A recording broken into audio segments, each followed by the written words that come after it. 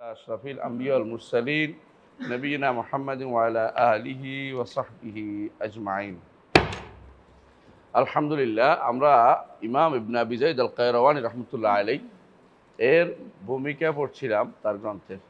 তো আমরা ইমাম ইবনে আবি যায়েদ আল কায়রাওয়ানী রাহমাতুল্লাহ সম্পর্কে আগে বলেছি যে তিনি হচ্ছেন পশ্চিম দিকে অর্থাৎ পূর্ব দিকে যেমন বলা হয়, পূর্ব দিকে যখন যেমন ওলামা আছে, পশ্চিম দিকে তেমনি বলে। পশ্চিম দিক বলতে বোঝায় মক্কা থেকে পশ্চিম, আর পূর্ব দিক বলতে মক্কা থেকে পূর্ব। তো সেই হিসাবে আমরা হচ্ছি পূর্ব দিক যদ্দূর যায় আর কি, আর পশ্চিম দিক যদ্দূর যাইতে পারে। তো এর মধ্যে তখনকার সময় পশ্চিম দিক বলতে বোঝাইতো এই মরক্কো, জাজায়ের, লিবিয়া, এগুলো যদ্দূর আছে, মানে মরিতানি, সবগুলি তখনকার সময় পশ্চিম দিক বুঝাইতো। তো মাগরেব ইউনিয়ন বলে মরক্কো। তো এই পুরো এলাকা তিনি কায়রোয়ানের লোক ছিলেন। তার ব্যাপারে আমরা এটা আগে আলোচনা করেছি। আজকে আমরা ওনার মুখে বাকি মোকাদা পড়ছি, যতটুকু পড়ছিলাম বাকিটা পড়বো ইনশাল্লাহ। তাই পড়েন ইনশাল্লাহ। ওয়াইখরিজু মিনহা মান ইয়াকরা। قال الشيخ رحمه الله ويخرج منها بشفاعة النبي صلى الله عليه وسلم من شفع له من أهل الكبائر من أمته. طيب ওয়াইখরিজু মিনহা বিশাফাআতি নবী সাল্লাল্লাহু আলাইহি ওয়াসাল্লাম। মিনহা মানে মিন জাহান্নাম, জাহান্নাম থেকে বের হবে নবী সাল্লাল্লাহু আলাইহি ওয়াসাল্লাম সুপারিশে মান শাফাআ লাহু মিন আহলিল কাবায়ের মিন উম্মতিহি, উম্মতের যাদের জন্য তিনি সুপারিশ করবেন তারা বের হবে। যাদের সুপারিশ করবেন, কীভাবে সুপারিশ হবে? সুপারিশের শর্ত হচ্ছে,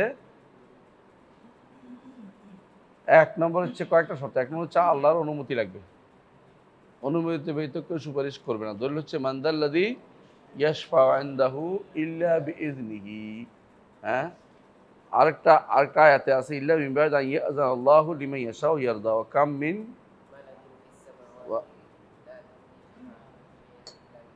মিন বা'দি আন ইয়া'যানা লিমান ইয়াশাউ ওয়া ইয়ারদা। এটা হচ্ছে এটা হচ্ছে ইমামুল হুনাফা মুহাম্মদ সাল্লাল্লাহু আলাইহি ইসলামের সুপারিশ।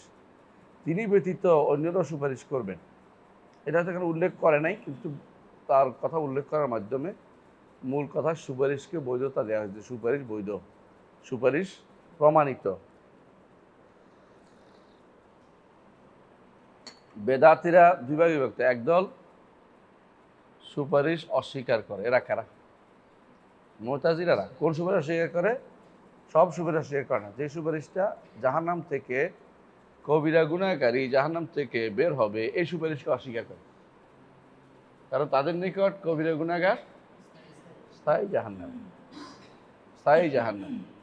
তো এদের মধ্যে এরা হলো মুতাজিলা, আর এদের সাথে আছে খারিজিরা। তো বর্তমানে যেসব খারেজি আছে, এরা কোথায় আছে বলছিলাম না? ওমানে। এরা কোথায় আছে? ওমানে। ওমানের শাসকরা খারেজি, ওদেরকে বলা হয় এখন বর্তমানে আবাদি। আবদুল্লাহ ইবনে আবাদের অনুসারী, এই জন্য ওদেরকে বলা হয় আবাদি। তো ওরা হচ্ছে খারজিদের একটা সফট রূপ। সফট রূপ কেন বললাম? খারজিরা অনেকগুলো ভাগে ভাগ হয়ে গেছে। এখন নাজদাত একটা গোষ্ঠী আছে, আর এটা হলো সফরিয়া। তো আর একটা গোষ্ঠী হচ্ছে বর্তমানে যেটা আবাদিয়া। তো আবাদিয়ারা যুদ্ধ বাধ্যতামূলক মনে করে না, যুদ্ধ বাধ্যতামূলক মনে করে না।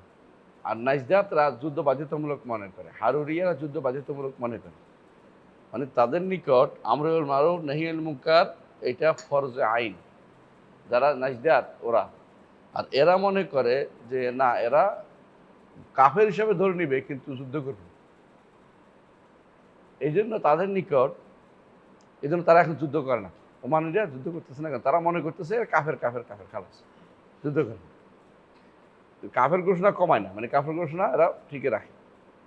শেখ বিন বাজ রহমতুল্লাহ আলাইহি তাদের আবার মুফতি আছে, মানে রাষ্ট্রীয় মুফতি আছে। রাষ্ট্রীয় মুফতির নাম খান আল খালিলি। শেখ বিন বাজ রহমতুল্লাহ আলাইহি তাকে একদিন ডাকছে, হজে আসছে, মনে করে একটু কথা বলে। তো তিনি তো আসবেন না কেন, ঘটনাচক্রে দেখা হইতে বাধ্য হয়েছে, সাধারণ দেখা হয়ে, তো বলছে ওনাকে ভিতরের রুমে কথা বলতে দিছে, বাইরে বসে আছিল অন্যরা।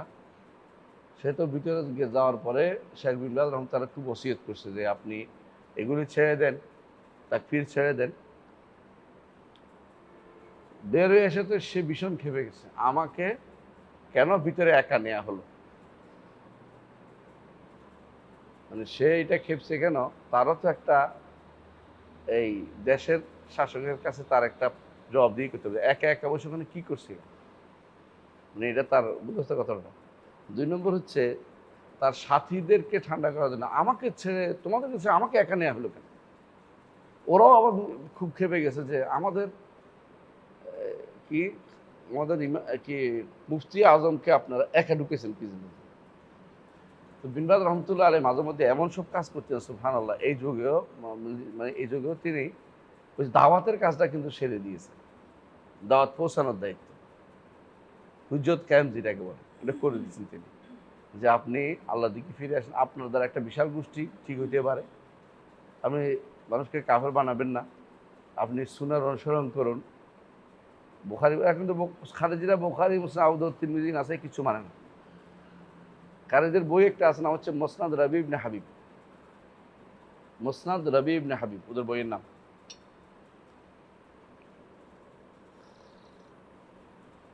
তো আমাদের ওমানে ওরা সংখ্যাগরিষ্ঠ, কিন্তু সুন্নিও আছে, সুন্নিরাও আছে। যেহেতু ওদের নিকট কাফের হত্যা করতে হয় না, এদের হত্যা করতেছে, কথা বুঝছেন তো? এরা হচ্ছে এদের থেকে ভালো, ইরানি শিয়াদের থেকে ভালো। কারণ কি বলেন তো? কারণ ওরা মানুষকে ধোকা দেয় না, নিজের বিশ্বাস নিজেরা থাকে।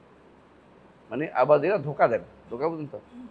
মানে আপনাকে ভাই বলে ধরে পিছন দিয়ে ছুরি মারি দিবে, এইটা ওমান রেক করে না। এদিক দিয়ে ভালো মুসলমান, আমি এটা বলতেছি, মানে ভালো বলতে এই হিসাবে না যে তারা এই আমাদের একবারে খাঁটি বা এইটা না, মানে এরা এদের থেকে ভালো, শিয়াদের থেকে ভালো, বর্তমান রাফেজির থেকে ভালো। রাফেজিরা আমাদের যে সমস্ত ভাইদের হত্যা করেছে, ইহুদিরও এত ভাই হত্যা করে না। যত মিলিয়ন হত্যা করছে রাফেজিরা, ইরানিরা, ইহুদিরা এত হত্যা করে এই পর্যন্ত, যত যুদ্ধ হয়েছে ইহুদিরা এত হত্যা করে না। রাফেজিরা যে এত হত্যা করছে এই কয়েক বছরে, রাফেজিরা ইরাক থেকে সুন্নিদেরকে একেবারে মেরে ফেলছে, পালিয়ে গেছে, এগুলি ছাড়া কেউ বাঁচতে পারেনি ওদের হাত থেকে। তারপরে সিরিয়াতে গণকবর একেবারে সব মারি ফেলছে, যদ্দূর পাইছে। এদের অংশগ্রহণ করছে, এদের মধ্যে একটা হলো কাসেম সুলাইমানি, একটা হচ্ছে ইব্রাহিমের রাইস, এই দুইটা কসাই, এরা সুন্নিদের মারছে। আর ইয়েমেনে ওরা ওদের লোক লাগাই দিছে, আর অস্ত্র দিছে, অস্ত্র আর লোক লাগাই দিছে, সেখানে হত্যা করছে বেশিরভাগ জাইদিদেরকে। জাইদি বুঝেন? জাইদিরা হচ্ছে সুন্নিদের একটু কাছে, সব ভালো এটা আমি বলতেছি না, মানে কাছে এই দিক থেকে যে জাইদিরাও হিংসা বিদ্বেষ পালন করে না, তাদের একটা বিশ্বাস আছে, তারাও যে ভালো এটা বলতে চাচ্ছি না, মানে এদের তুলনায় ভালো, সুন্নিদের একটু কাছে, কারণ তারা ইমামদের সম্মান করে। হ্যাঁ, জাইদিরা মুসলিম, তো ও সম্মান করে ইমামদের, সাহাবাদেরকে তাকফির করে না, কোরআনকে বিকৃত বলে না, মানে যেগুলি এদের কুফরি আকীদা রাফেজিদের, ইরানিদের, ওদের মধ্যে জায়দিরা অংশগ্রহণ করে। জায়দিদের একটা শাখা ছিল জারুদিয়া, জারুদিয়া একটা শাখা ছিল জারুদিয়া। এদের এক এক ইয়া ছিল, সন্তান ছিল আব্দুল মালেক হুথি। সে ইরানে গেছে পড়ালেখা করতে, আপনার দেশে ইরানে পড়ার লোক নেয় না পড়ালেখা করতে, আমি তো ভয় পাচ্ছি যে সে কোন শয়তান এসে কি শুরু করে দেয়। ইরানে গেছে পড়তে, আসার সময় নিয়ে আসছে অস্ত্র, মানে চাষ চুক্তি করে আনছে, তার জন্য তারা হাউজা বানাই দিবে। হাউজা বুঝেন? মানে হাউজা অর্থ হলো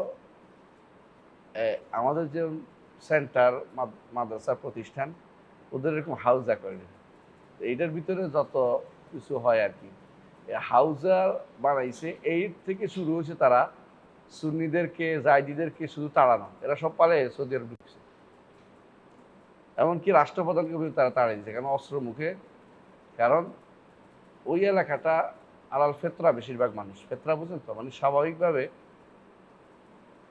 মানে এত বেশি ফেতরা তোর পাশে ইয়েমানিরা বলার বাইরে, খায় দায় ব্যবসা বাণিজ্য করে এরকম, মানে তাদের কোনো ইউরোপ আমেরিকার চিন্তা মাথায় নেই, মানে কারো ভালো ভালো হওয়ার জন্য চিন্তা মাথায় নেই। আমরা কি করি, আমার দেশের শাসকরা কি করে, যে কোনো বা আমার দেশের মানুষরা কি করে, যে কোনো মূল্যে একটা সার্টিফিকেট লাগবে বাইরে, যে এরা বলবে ভালো আছে, তা আমরা খুব ভালো হয়ে যাই। এমনকি আমাদের ইসলামিকরাও তারা দেখে যে অমুকে আমার লোক দেখা করছে, এটা ফলো করে প্রচার করে, আমরা আমাদের মেয়েদের নিয়ে ওনার সাথে দেখা করছি, এটাও প্রচার করে খুব ভালো করে।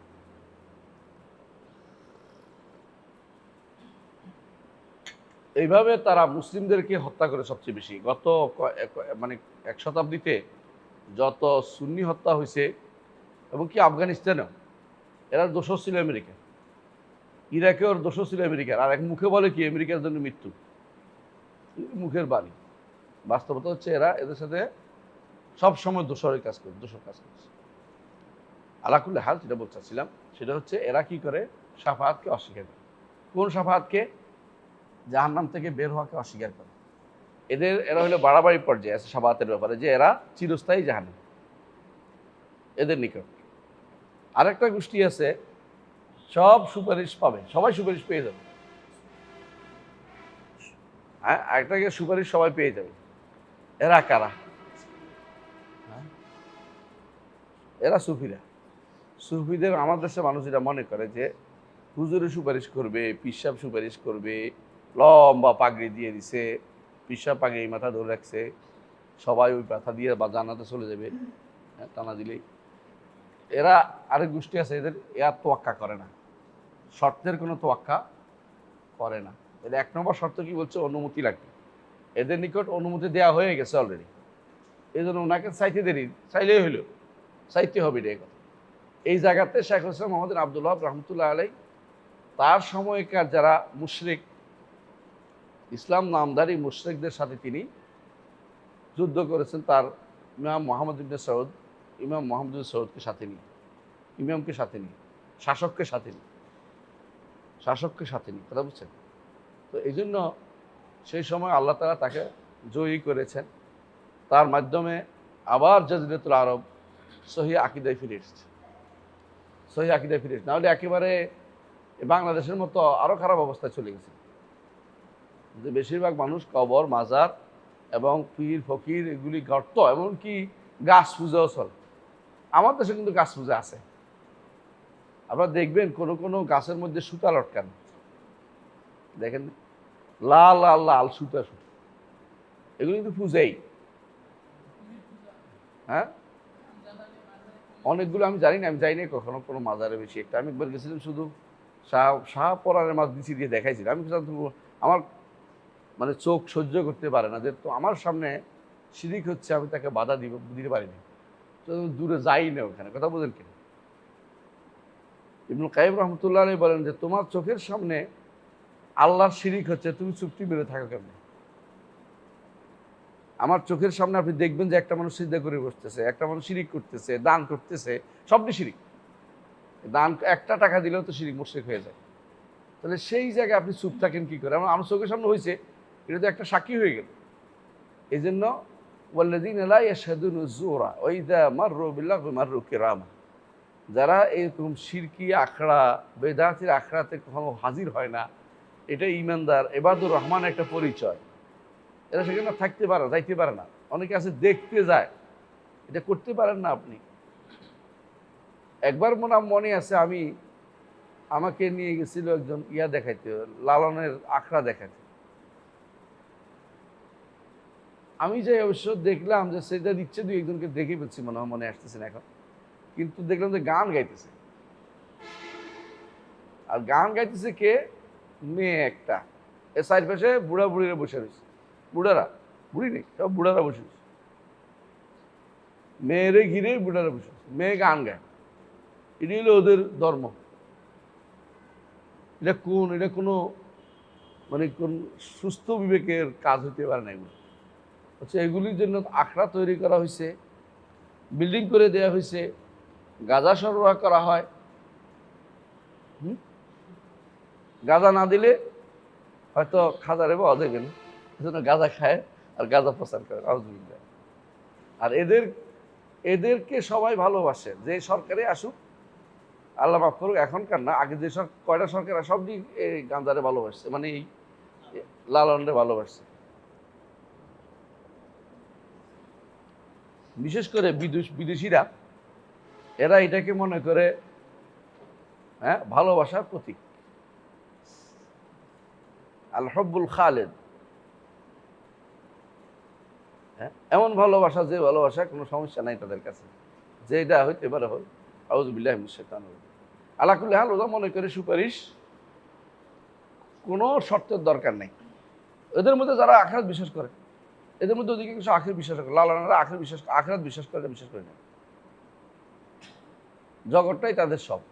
আখিরাত বিশ্বাস করার কথা, তারা যেগুলি বলে ভাঙ্গা ভাঙ্গা কথা, সহি কোনো বিশ্বাস তাদের নাই।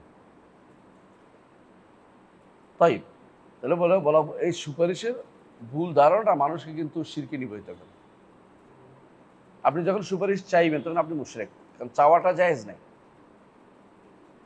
সুপারিশ শুধু আল্লাহর কাছে চাইবেন, আল্লাহ যেন সুপারিশ আমার জন্য সুপারিশের ব্যবস্থা করে দেন, কারণ সুপারিশের মূল মালিক আল্লাহ। আল্লাহ বলছে কুল লিল্লাহি শাফাআতু জামিআ, সমস্ত সুপারিশের মালিক হচ্ছেন আল্লাহ। সুপারিশের মালিক হচ্ছে আল্লাহ।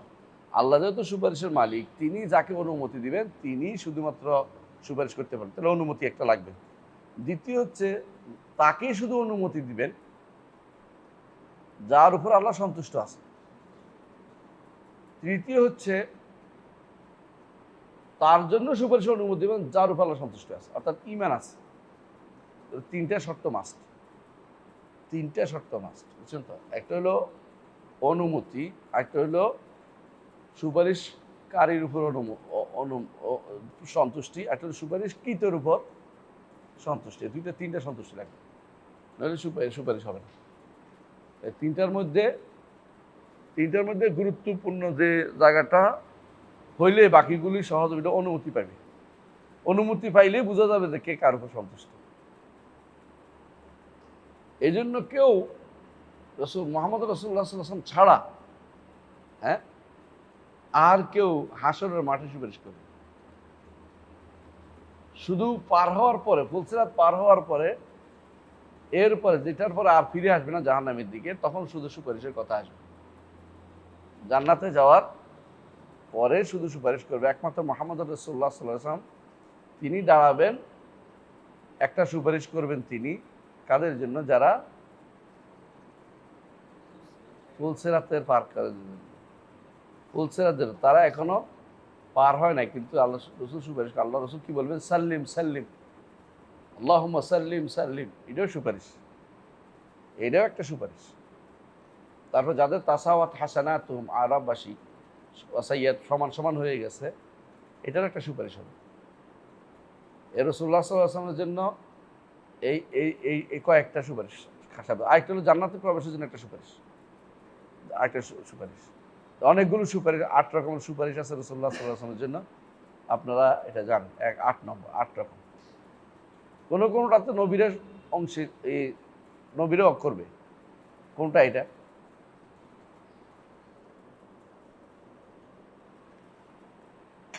নবীরাও সুপারিশ করবে কাবায়ের উম্মতের মধ্যে একটা। দ্বিতীয়টা হচ্ছে ফুলসিরাত পার হওয়ার সময় তাদের উম্মতের জন্য প্রত্যেকে সুপারিশ। এটা কোনো মালাইকারাও করবে, হাদিস আছে। এই জন্য নবিয়্যিন ওয়াল মালাইকাতে বহু বছর তারা বোঝা যাচ্ছে নবীরা করবে। তো এর বাইরে আমাদের নবীর জন্যই বেশিরভাগ সুপারিশ।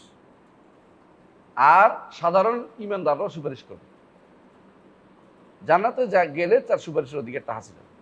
আল্লাহ যার উপর ইলহাম করবে, কেমন সুপারিশ করবে? মনে রাখতে পারবে, মুখস্থ রাখতে পারবে না। আল্লাহ মনের মধ্যে উঠিয়ে দিবেন। যেমন আমার মনের মধ্যে উঠিয়ে দিয়েছেন পড়াইতে হবে, আপনার মধ্যে উঠেছেন বুঝতে হবে। বুঝলেন নাই? প্রত্যেকটি মানুষ আপনাদের মনে উঠিয়ে দিয়েছেন যে ইসলামী বিশ্ববিদ্যালয়ে ভর্তি হবে। আল্লাহ তো ব্যবস্থাপনা করে দেয়, বান্দা কিভাবে চলবে তার ইলহাম আল্লাহ করে দেয়। ফাআলহামাহা ফুজুরাহা ওয়া তাকওয়াহা ওয়া নাফসিন ওয়া মা সাওয়াহা। একেবারে আপনি কিভাবে চলবেন নির্ধারিত, সেটা আপনার অন্তরের ভিতরে ইলহাম করে দেয়, আপনাকে ইন্সপিরেশন দেয়, আপনাকে শক্তি দেয়। আপনি হাত নেড়ে কথা বলেন, আপনি চোখ খুলে শুনেন, চোখ না কান খুলে শুনেন, তাই না? কান লাগিয়ে শুনেন। তো এগুলি সবই কিন্তু আল্লাহর পক্ষ থেকে আপনাকে যেভাবে তিনি নির্ধারণ করছেন এইভাবে চলার জন্য সহযোগিতা করেন আপনাকে। তো এই যে চলার জন্য সহযোগিতা, এটা বোঝা যাচ্ছে আল্লাহ যদি কোনো অনুমতি না দেয়, এটার কারণে আল্লাহ যদি অনুমতি না দেয়, হাসরের দিন আপনি আপনার ভাইয়ের কথা মনে করতে পারবেন না। যতদিন ইচ্ছা অতদিন ভাই চলতে থাকবে, যে ভাইটা ঈমান আনছে জাহান্নামে গেছে, আল্লাহ যখন আল্লাহ যখন ইচ্ছা হবে যে এই বান্দার জন্য সুপারিশের ব্যবস্থা হোক, আল্লাহ তখন আপনার মনে করাই দিবে যে তুমি সুপারিশ করো। তখন দৌড়ে যাবেন কোথায়? আরশের নিচে সেজদা করবেন। আমার নবী যতবার সুপারিশ করবেন ততবার তিনি আরশের নিচে সেজদা করবেন, ততবার সেজদা করবেন। সেজদা করে বলবেন আল্লাহ তাআলা বারবার প্রতিবারেই বলবেন আপনি এরফা রাসাকা ইশফাতু শাফা সাল তোরতা, প্রত্যেকবারে এটা তিনি অনুমতি দিবেন। তাহলে বোঝা গেছে যে অনুমতি ছাড়া কোনো সুপারিশ হবে না। আপনিও সেটা করবেন যদি আপনার কারোর জন্য সুপারিশকারী বানায় আল্লাহ আপনাকে। তবে কেউ কেউ সুপারিশকারী হইতে পারবে না। এর মধ্যে একদল হচ্ছে যারা লানত করে মানুষকে।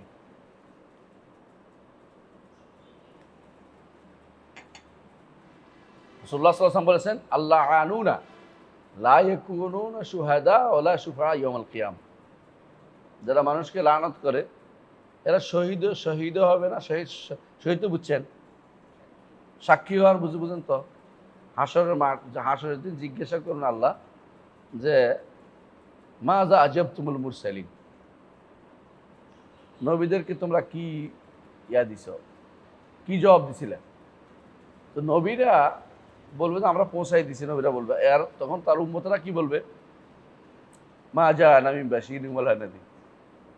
তখন মুহাম্মদ রাসূলুল্লাহ সাল্লাল্লাহু আলাইহি ওয়াসাল্লাম সাক্ষ্য দিবেন, রাসূল উম্মত সাক্ষ্য দিবেন যে নবীরা তাদের আমানত পৌঁছে দিয়েছে। আর মুহাম্মদ রাসূলুল্লাহ সাল্লাল্লাহু আলাইহি ওয়াসাল্লাম উম্মতের উপরে রাসূল সাক্ষ্য। কোরআনে কারীমে এটা আছে না?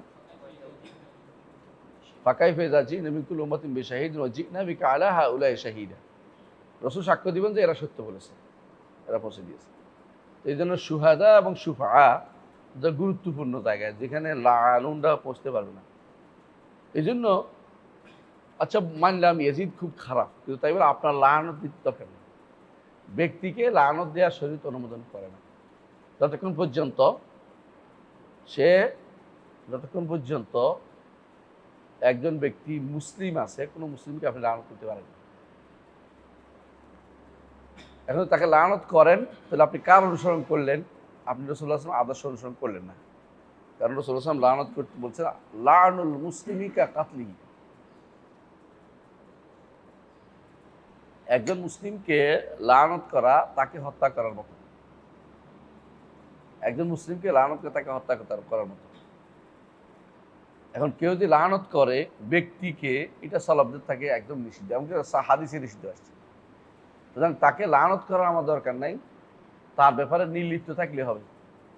আপনি তারে পছন্দ না করেন না, আপনি দোয়া করতে বাধ্য করা হয় না, কেউ দোয়া করেন না, কিন্তু আপনি লানত করতে যাবেন না। অথচ একটা বিশাল গোষ্ঠী লানত করে। কারা করে লানত? শিয়ারা আর তাদের ভাব শিষ্য।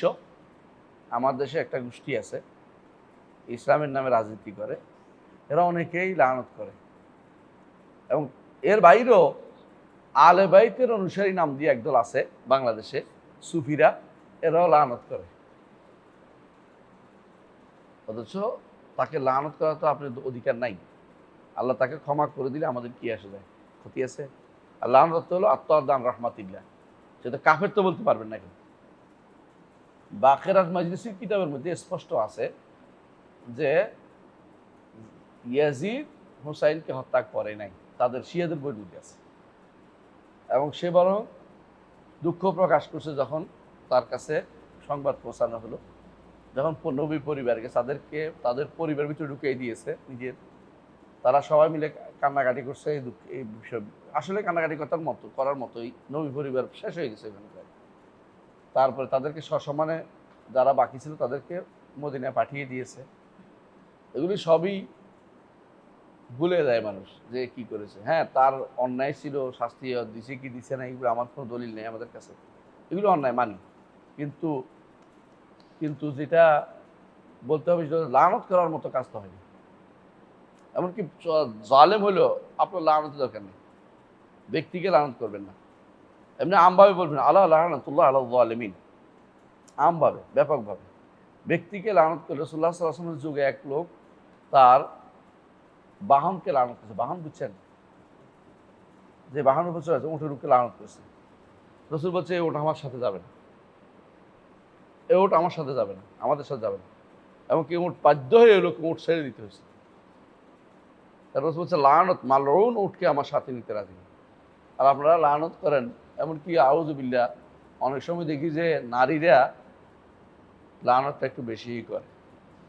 রাসূলুল্লাহ সাল্লাল্লাহু আলাইহি ওয়াসাল্লাম যেটা বলছেন যে তুকসিরুন্না লানা ওয়া তাকফুরুন্নাল আশির। তো তুকসিরুন্না লানা, এরা বেশি বেশি লানত করে, আল্লাহ লানত, আল্লাহর গজব যাইতে থাকে সবসময়।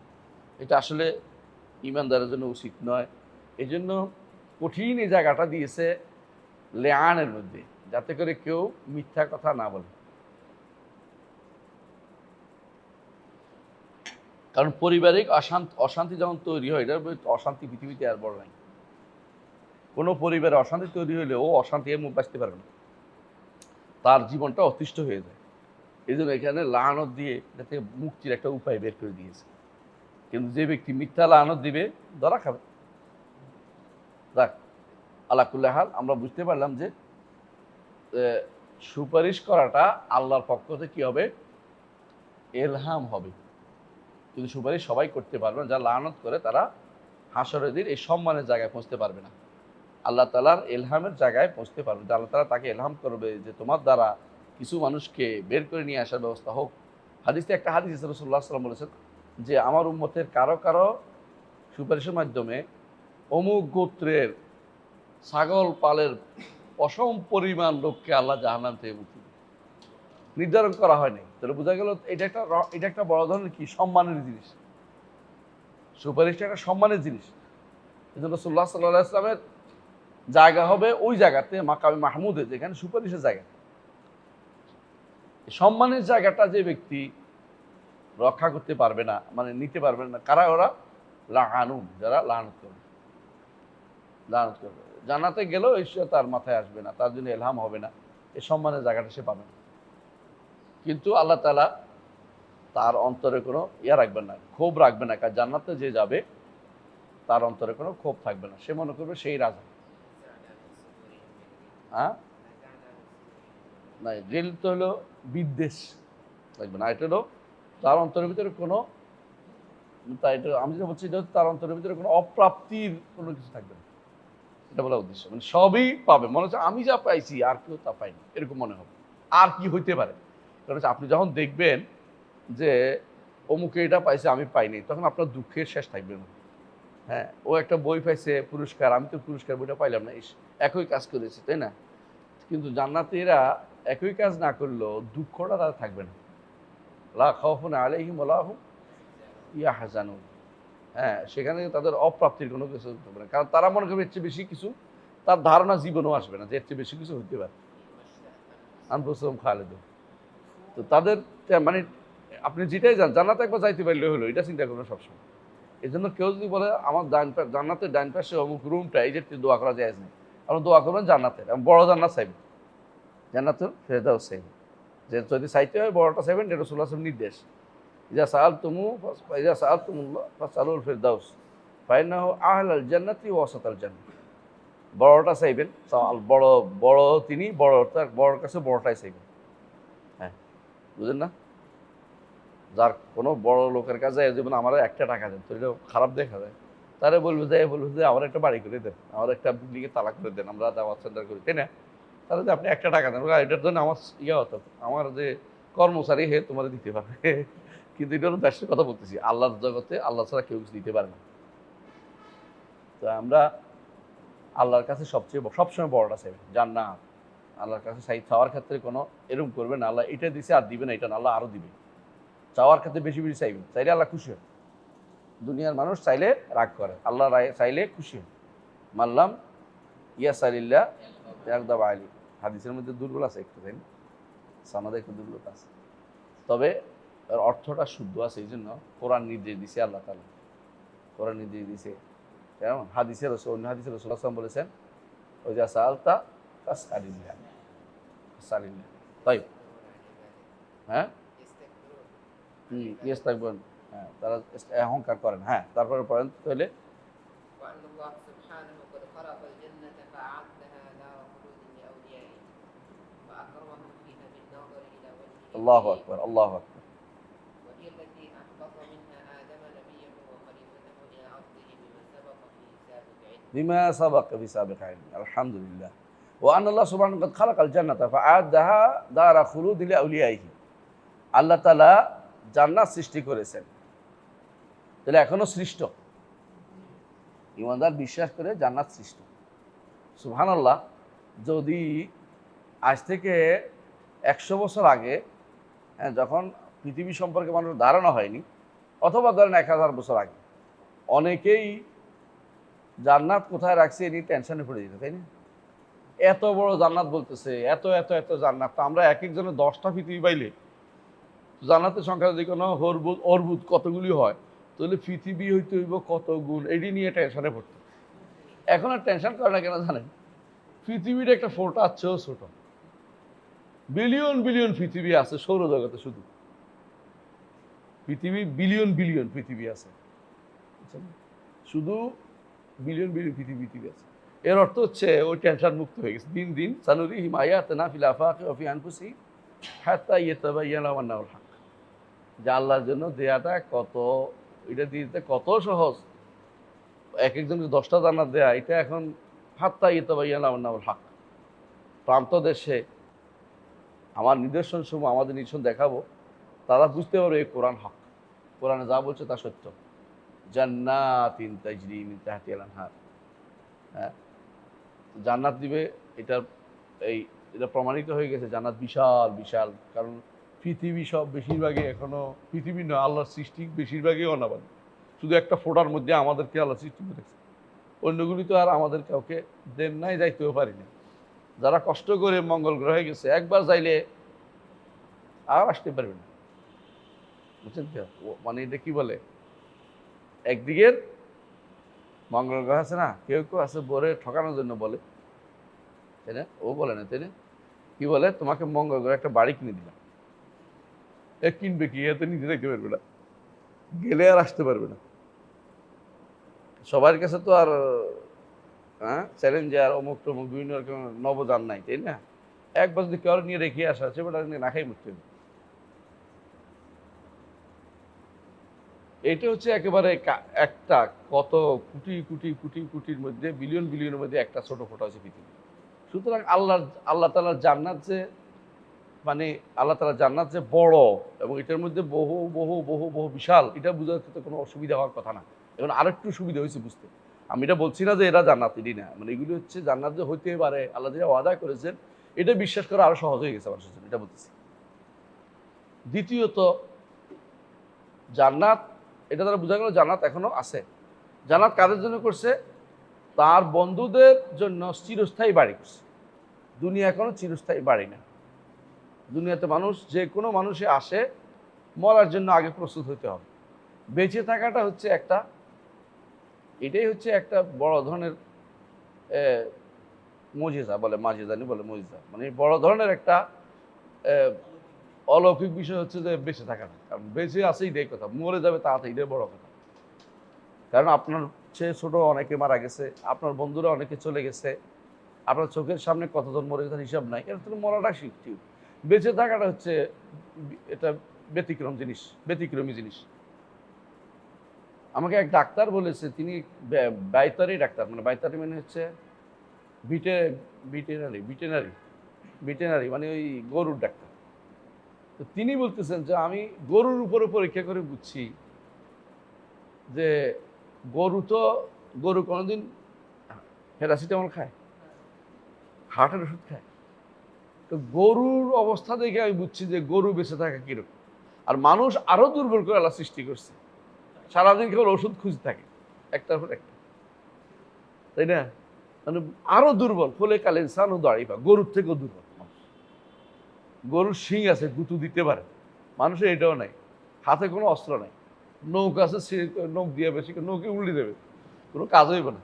মানুষের অস্ত্রের খুব অভাব, কিন্তু মানুষ বেঁচে থাকার জন্য লম্বা লম্বা লেকচার ঝাড়ে, মনে হয় আর কোনোদিন সে মরবে না, এমন এমন সম্পত্তি জোগাড় করে, কি বলে অত করুণা তোরা আকলাম্মা অত হেব্বুনা মাল হব্বান জাম, মানে এমন যে তারা মনে করে যে কোনোদিন তারা মারা যাবে না, কোনোদিন তারা মারা যাবে না, মানুষ কোনোদিন মরবে মনে করে না। হ্যাঁ, ইন্না মা লাহু আখলাদা, তার সম্পদ তাকে স্থায়ী করে দেবে, সে মরবে না কোনোদিন, এই চিন্তা সে করলে এত কিছু করতো না। তো কিন্তু যেই দেশ, যেই আবাসটা কোনোদিন ধ্বংস হবে না, রাসূল সাল্লাল্লাহু আলাইহি ওয়াসাল্লাম হাদিসে আসছে কি করা হবে, একটা কিসের সুরতে আনা হবে, জান্নাত জাহান্নামের মাঝখানে একটা ছাগলের সুরতে এনে জবাই করা হবে এবং বলা হবে ইয়া আহলাল জান্নাতে খুলুদুন ফালা মউত, মউত এখানে বলছে, ইয়া আহলান নারে খুলুদুন ফালা ফাউত, পালাইতে পারবে না, শেষ, মউতও নাই, পালানোও নাই, আবার ঘুরে কুলামা আরাদা ইয়াখরুজু মিনহা উইদু ফিহা, বের হতে চাইলে আবার ঢুকিয়ে দেওয়া হবে। মানে সুবহানাল্লাহ, এটা কল্পনাও করা যায় না, একদিন দুদিনের বিষয় না, চিরস্থায়ী বিষয়, যে বের হতে পারবেন না। একজন মানুষ শিরিক করলে যে কি হয়, কাফের হয়ে গেলে কি হয়, মুরতাদ হয়ে গেলে কি হয়, জিন্দিক হয়ে গেলে কি হয়, এটা কিন্তু মুনাফিক হয়ে গেলে কি হয়, এটা কিন্তু সে কল্পনা করতেছে না। যদি ভালো করে চিন্তা করতো যে আমার তো সবই শেষ, জীবন তো একটা স্বপ্নের মতো, সেদিন মনে হবে কান্নাহুম ইয়াউমা ইয়ারাউনাহা লাম ইয়ালবাসু ইল্লা সাআতা, যেটা খড়ি কাটিয়ে আসছি, এই লম্বা দিনের তুলনায় আমরা তো সামান্য সময় ছিলাম ওখানে, এই সামান্য সময়ের আমরা গুনার কাছ থেকে বাঁচার চেষ্টা করতে পারি, কেউ পারছি না। কেন? আমরা ভুলে বসে আছি যে আমার আসল বাড়ি কিন্তু জান্নাত, ঈমানদারদের আসল বাড়ি জান্নাত। কাদ খালাকাল জান্নাতা, জান্নাত সৃষ্টি করেছেন ফাআদাহা দারা খুলুদিল আউলিয়াই ওয়া আকরামাহুম ফিহা বিন-নাজরি ইলা ওয়াজহিল কারীম, একটা সর্বোচ্চ নেয়ামত, জান্নাতে আল্লাহকে দেখা সর্বোচ্চ নেয়ামত। এই নেয়ামত থেকে বঞ্চিত যেন আল্লাহ আমাদের না করে, এই জন্য সকাল বিকাল আমরা দোয়া করি, সকাল বিকাল দোয়া করি না? কি দোয়া করি এটা? ওয়াসআলুকা লাযাতান নাযরি ইলা ওয়াজহিকাল কারীম, ওয়াসআলুকা লাযাতান নাযরি ইলা ওয়াজহিকাল কারীম মিন গায়রি দাররা মুদিররা ওয়ালা ফিতনাতিন মুদিল্লা। আল্লাহর কাছে চাই আপনি যেন আমাকে আমরা যেন আপনাকে দেখার স্বাদ পাই, সবচেয়ে স্বাদের জিনিস হলো আল্লাহকে দেখা, যে হাদিসে আছে স্পষ্ট। ইবনে কাইয়িম রাহমাতুল্লাহ আলাইহি বলেন যে জান্নাতীরা অন্য সব নেয়ামত ভুলে যাবে যখন এই নেয়ামত পাবে, আল্লাহকে দেখা। শওক ইলা লিকাইকা, ওয়াসালুকা ইলা ওয়াজহিকাল কারীম ওয়া শওক ইলা লিকাইকা, ইলা ওয়াজহিকা ওয়া শওক ইলা লিকাইকা, আল্লাহর চেহারার দিকে তাকানো এবং তার লেখার শওক, তার সাথে সাক্ষাতে, তাকে দেখার যে আগ্রহ অন্তরে জাগরুক রাখতে হবে। তাহলে কি করতে হবে? দুইটা সালাতে গুরুত্ব দিতে হবে, তাই না? হাদিসে আছে না দুই সালাত, কোনটা? ফজর এবং আসর। তাই দুইটার কারণে আমরা যেটা বলতেছিলাম যে তাহলে আল্লাহ তাআলা জান্নাত সৃষ্টি করেছে তার বন্ধুদের সম্মানিত করার জন্য। আর বন্ধু কারা? মান আদালি ওয়ালিয়ান ফাকাদ বারাজানি বিল হারব। তারপরে বলছে, হাদিসিরা বলছে যে আমার বান্দার উপর যা ফরজ করেছি এর চেয়ে কোনো কিছু দিয়ে আমার নৈকট্য অর্জন করা তার পক্ষে সম্ভব নয়। তাহলে আল্লাহর ফরজ যারা আদায় করে, আল্লাযিনা আমানু ওয়া কানু ইয়াত্তাকুন, এরা হচ্ছে আল্লাহর ওলি। আল্লাহ নিজে বলে দিয়েছেন আল্লাযিনা আমানু ওয়া কানু ইয়াত্তাকুন, ঈমান এবং তাকওয়া যার থাকবে সে আল্লাহর বন্ধু। আল্লাহর বন্ধুর জন্য কোনো দরবার নেই, আল্লাহর বন্ধুর জন্য ফাস আনফাস জিকির নেই। ফাস আনফাস জিকির চিনেন? চিনে না? তোর এলাকার মানুষ তো চিনিস না। ফাস আনফাস হচ্ছে নিঃশ্বাসের সাথে জিকির, নিঃশ্বাস টানতে একটা, ছাড়তে এক জিকির, মুখে কিছু বলবে না, নিঃশ্বাসের জিকির। এ শিক্ষা দিয়েছে আল্লাহ। এটা হলো জিকির। আমি ভুল বলিনি, আপনি ফেসবুকে দেখবেন, ইউটিউবে দেখবেন, এক পীরে চরের পীর তার মুরিদের শিক্ষা দিচ্ছে কেমনি জিকির করবে। নিঃশ্বাস জোরে টানবে, জোরে ছাড়বে, নিঃশ্বাস বলে, এটা বলে জিকির। এটা হিন্দুদের যোগ ব্যায়াম, প্রাণায়াম, এটা প্রাণায়াম বলে এটা এরা। আর এটাই করে মহাজাতক, এটা শিখে দেয় প্রাণায়াম। এক নাক ধরি কতক্ষণ, আরেক নাক ধরি কতক্ষণ, এটা বলে জিকির। কিন্তু পৃথিবীর মানুষকে মানে যারা বোকা বানাইতে যারা পারে, এগুলো পিসাবরা, পীরেরা মানুষকে সবসময় ধোকা দেয়। ধোকাবাজ এরা, দাগাবাজ, এরা দাগাবাজ, এরা মানুষকে শুধু কথা এগুলি দিয়ে সুন্দর সুন্দর কথায় ধোকা দেয়। কিন্তু আবার আল্লাহকে দেখবে, মুখে বলে আল্লাহকে দেখবে, দেখার তো করে কি দুইটা, একটা কি অনুভব করা, আরেকটা আছে এলেম বেড়ে যাবে, আল্লাহ সম্পর্কে জ্ঞান বেড়ে যাবে, এটাও করে। দুই অর্থের একটা, দুইটার একটা। মানে আল্লাহকে তারা দেখবে বিশ্বাস করে না। কেন দেখবে বিশ্বাস করে না বলেন তো? না কেন করে? হ্যাঁ, দিক হয়ে যায়, দেখলে তো একদিকে দেখতে হবে। আর সারা জীবন বিরোধিতা করে আসছে, আল্লাহ উপরে নাই, উপরের দিকে না, এখন কেমনে বলে? এটা বললেই ধরাটা খেয়ে যায় যে আল্লাহকে দেখবেন তো জান্নাতে। আল্লাহ তো জান্নাত দেখবেন কেন? আল্লাহ কোথায়? আরশের উপরে। আর আরশ, জান্নাত কোথায়? আরশের নিচে।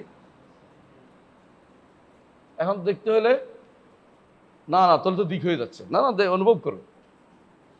অথচ হাদিসে আছে কি, ইন্নাকুম সাতারাউনা রাব্বাকুম আয়ানান কামা তারাউনা আমার লাইলাতুল বদর, আমার লাইলাতুল বদর।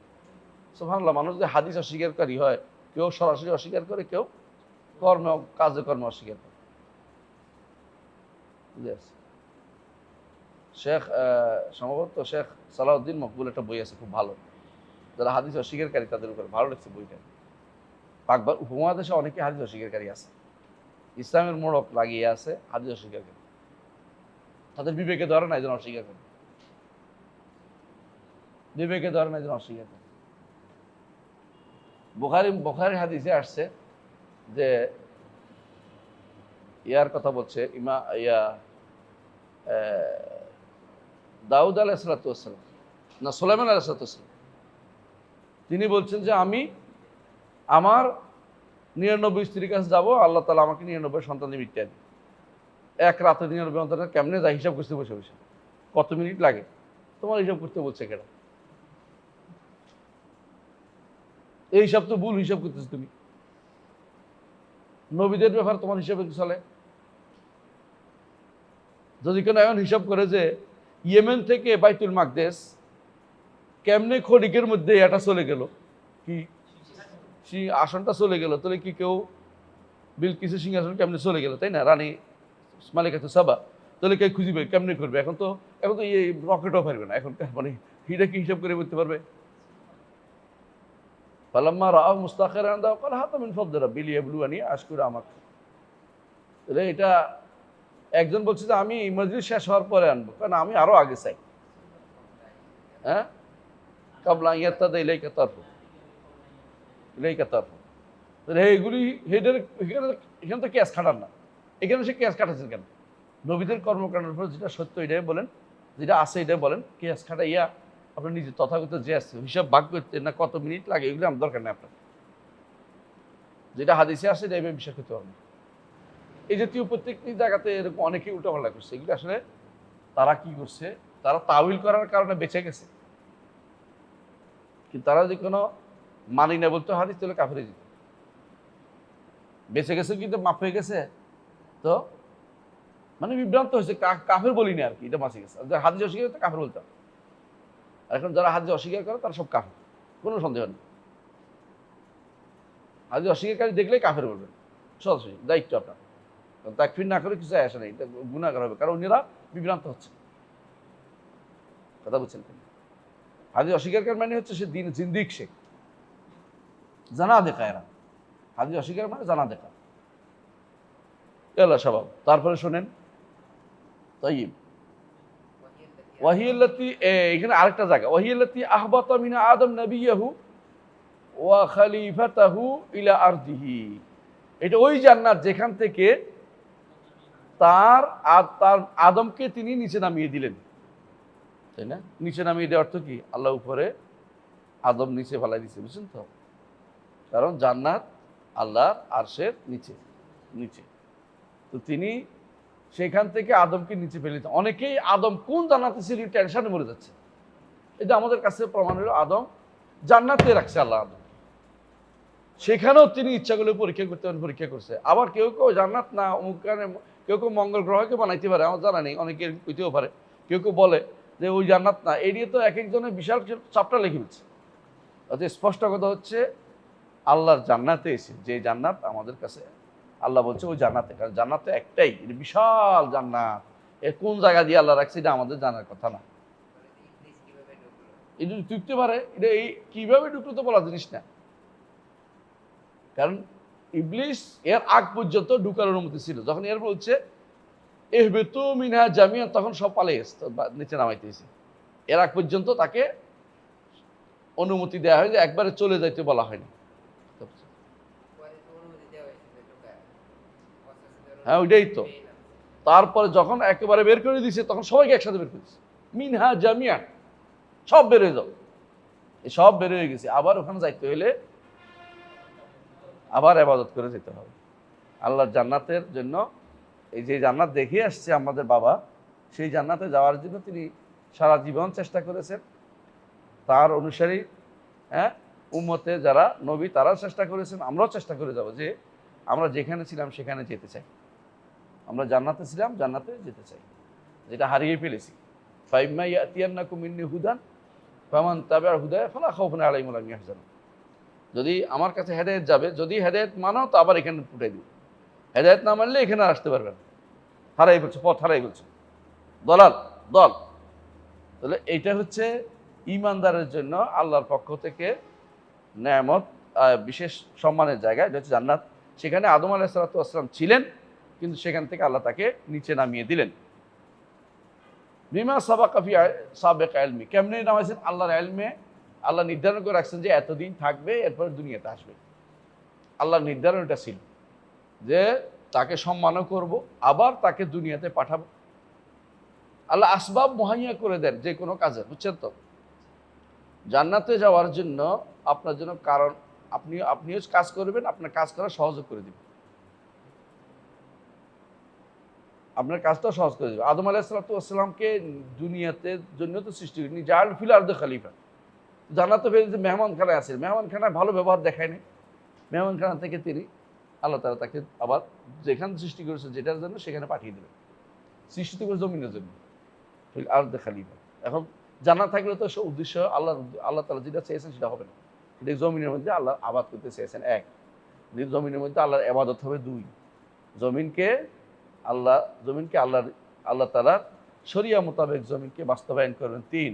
এগুলি সবই আল্লাহর, হ্যাঁ, তার ইচ্ছার অন্তর্ভুক্ত, যেটা তিনি কোরআনে কারিমে উল্লেখ করেছেন। তাহলে এই জন্য তিনি তার যতদিন রাখার কথা ততদিন তিনি জান্নাতে রেখেছেন। যখন বুঝতে ইচ্ছা হয়েছে তাকে দুনিয়াতে দিবেন, দুনিয়াতে দিয়ে দিয়েছে। তবে প্রত্যেকটা জিনিসে আল্লাহ কি করে কারণ নির্ধারণ করে দেন। যেমন সবব আসবাব সাথে আপনি অসুখ হলে কেমনে মরছে, কয় দেখি, হয়তো অসুখ হয়ে, বড় অসুখ হয়ে মরছে, কেমনে মরছে, অ্যাক্সিডেন্ট হয়ে মরছে, বুঝলেন তো? একটা কারণ নির্ধারণ করে দেয় আল্লাহর পক্ষ থেকে। এই কারণটা যাতে মানুষ যাতে সরাসরি আল্লাহকে কোনদিন একটা না বলে আল্লাহ কেমনে মারি ফেললো, এটা বলতে পারেন। বলতে অসুখ হয়ে মরছে, ওই রোগে মরছে, ওই অ্যাক্সিডেন্টে মরছে, ওই সমস্যায় মরছে, ওইটা হয়েছে, ওই ওকে মারি ফেলছে, ওইটা। কিন্তু যাতে করে এইটাকে আল্লাহর দিকে সারের নেসবত যেন না, আল্লাহ আসবাব সেভাবে মুহাইয়া করে দিয়েছে। এটাও মুকাদ্দার, এটাই বিষ্ণু রাখতে হবে আপনাকে। তাই এরপরে পারেন وخلق النار فأعدها دار خلود لمن كفر وألحد في آياته وكتبه ورسله وجعلهم محجوبين عن رؤيته। আল্লাহু আকবার। দেখছেন, ওই খালাকান নার ফাআদা দারা খুলুদিন লিমান কাফারা বিহি, চিরস্থায়ী বাড়ি করেছেন জাহান্নামকে যারা তার সাথে কুফরি করবে, কাফের হবে, কাফের মুশরিক, এদের জন্য চিরস্থায়ী নিবাস হচ্ছে জাহান্নাম। এরা এখান থেকে বের হইতে পারবে না।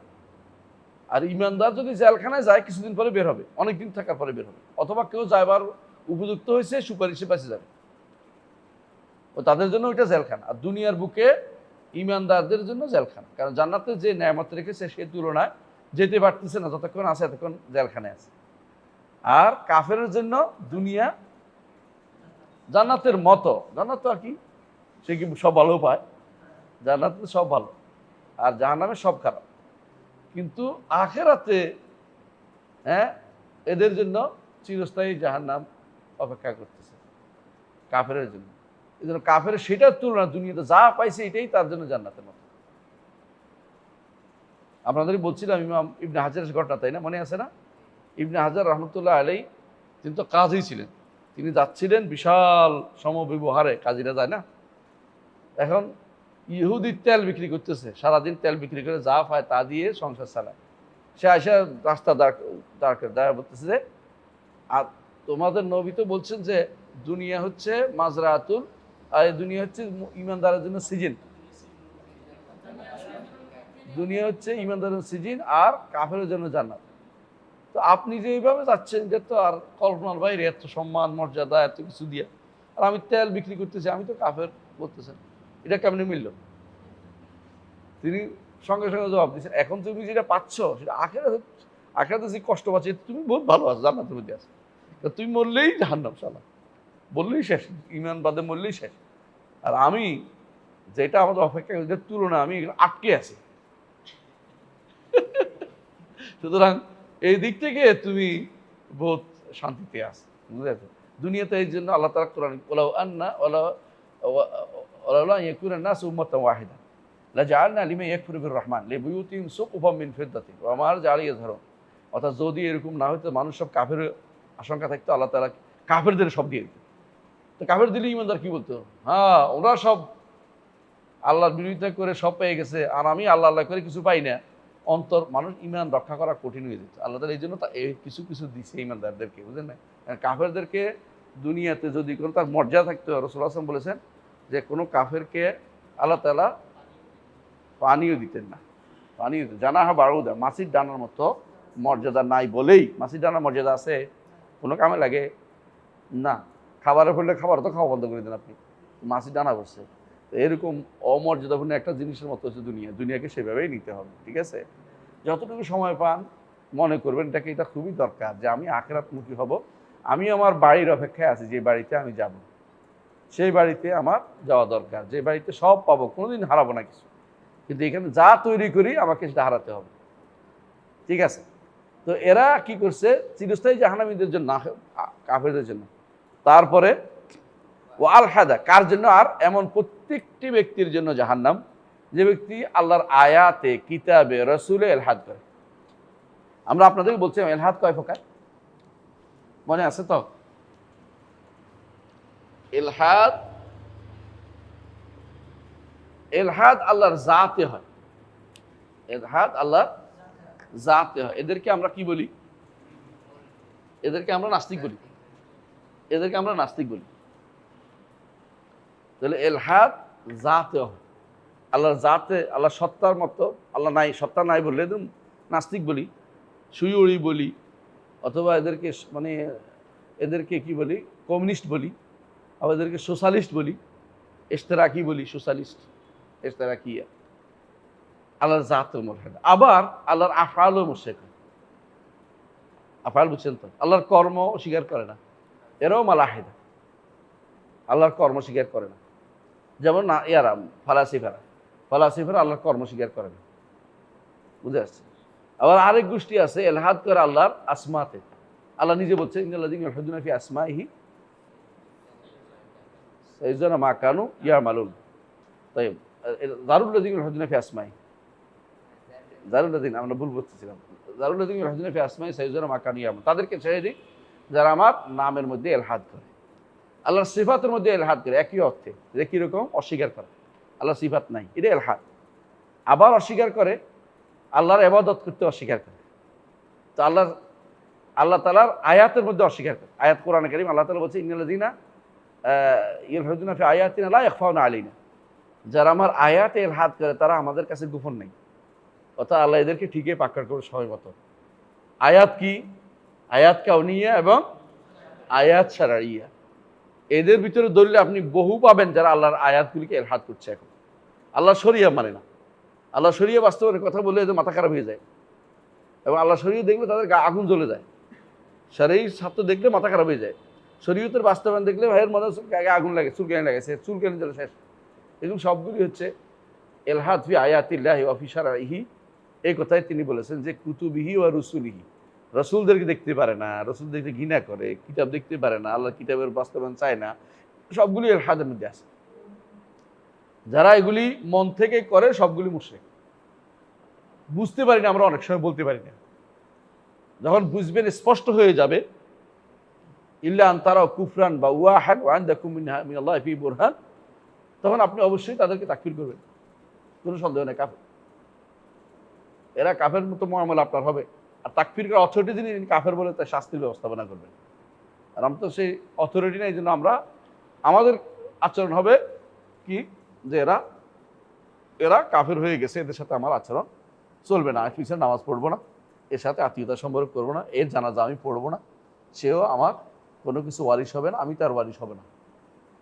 কিন্তু এটা হয়তো অর্ডার আসে নাই, সরকার এভাবে অর্ডার আসে নাই, সে অর্ডার আসার দায়িত্ব আমার নয়। আমি তো বুঝতে পারি সে কাফের, আমি তো স্পষ্ট হয়েছি, আমার কাছে স্পষ্ট হয়ে গেছে। কথা বুঝছেন? তো তাকফির না করা আর আপনার দুনিয়াতে চলা, হ্যাঁ, ওয়ালা চলা, তাদের সাথে বুরা মিনকুম ওয়াইমা তা'বুদুনা মিন দুনিল্লাহ, এটা কিন্তু খুবই জরুরি। ইব্রাহিম আলাইহিস সালাতু ওয়াস সালাম এটা করেছেন। কি বলেছেন? কাদ কানা লাকুম আয়াতুন ফি ইব্রাহিম ওয়াল্লাযিনা মা ইয ক্বালু বুরাআউ মিনকুম ওয়াইমা তা'বুদুনা মিন দুনিল্লাহ। খেয়াল করছেন? বুরাআটা এটা লাগবেই আপনার, বারাআ লাগবেই আপনার।